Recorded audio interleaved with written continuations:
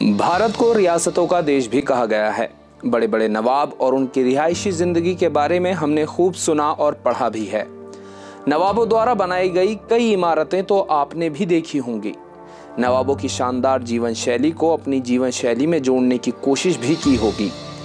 आज हम आपको दीदार करा रहे हैं बागपत की एक हवेली का, जो कि 200 साल पुरानी है।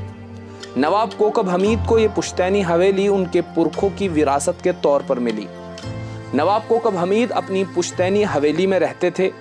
नवाब साहब ने अपनी सियासत तथा राजनीतिक निर्णयों से कभी भी हवेली की शान कम नहीं होने दी, बल्कि हवेली के रसूख को बढ़ाते रहे। वे अपने परिवार के सदस्यों से भी सदैव ऐसे काम करने को कहते थे जिससे हवेली की शान में कोई दाग न लगे। अब नवाब कोकब हमीद के इंतकाल के बाद उनके बेटे अहमद हमीद ही खानदान और नवाब साहब के राजनीतिक वारिस हैं। दरअसल नवाब कोकब हमीद के खानदान के लोग हरियाणा के रोहतक के नजदीक कलानौर में आकर बसे। बागपत आने से पहले खानदान को रईसजादा कलानौर का खिताब हासिल था। बाद में इन्हें बागपत के नवाब की पदवी से नवाजा गया। करम अली अंग्रेजी दौर में गाजियाबाद में सरकार के बड़े अफसर बने। इनके बेटे खुर्शीद अली को रईसजादा कलानौर के खिताब से नवाजा गया। नौकरी के चलते परिवार के लोगों का गाजियाबाद आना जाना लगा रहा। इसके बाद बागपत में हवेली बनाई और ये परिवार हमेशा के लिए बागपत का होकर रह गया। उन दिनों जब नवाब साहब के दादा करम अली अंग्रेजी सरकार में सरकारी अफसर थे, तब अंग्रेज यहाँ पर यमुना के खादर में शिकार खेलने आया करते थे। गाजियाबाद तहसील की कर वसूली का कार्य इनके पास था।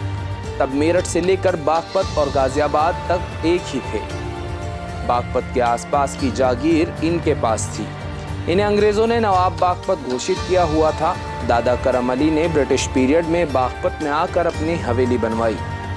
उन दिनों जिम कॉर्बेट भी यहाँ पर आकर रुके थे और शिकार किया था। हवेली को बनवाने में ईरानी शैली का प्रयोग किया गया है और इसे बनाने के लिए तब ईरान से कारीगर आए थे। हवेली में बनी लाइब्रेरी दादा करम अली ने बनवाई थी।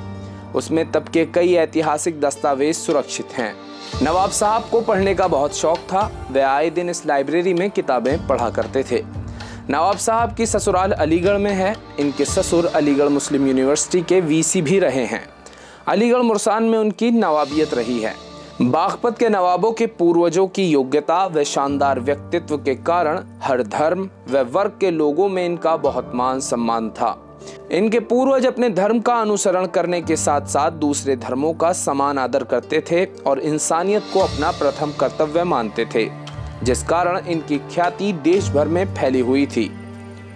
बागपत के नवाबों के पूर्वजों की गिनती उस समय के बड़े जमींदारों में हुआ करती थी।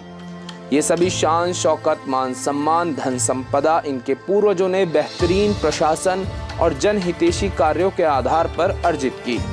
उत्तर प्रदेश के पूर्व कैबिनेट मंत्री एवं राष्ट्रीय लोकदल के वरिष्ठ नेता थे नवाब कोकब हमीद।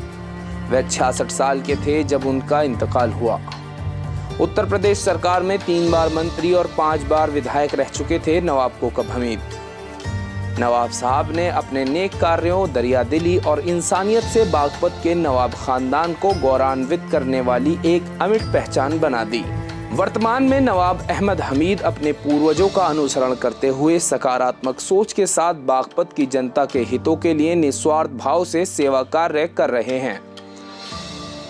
बागपत के नवाबों की हवेली और नवाबों का कब्रिस्तान बागपत के प्रमुख दर्शनीय स्थलों में शुमार है और बागपत आने वाले पर्यटकों के लिए हमेशा से ही मुख्य आकर्षण का केंद्र रहे हैं। इसी तरह के ऐतिहासिक स्थलों से जुड़े रोचक तथ्य और ऐतिहासिक घटनाओं के बारे में जानकारी मिलेगी हमारे फेसबुक और यूट्यूब पेज स्टूडियो धर्मा पर।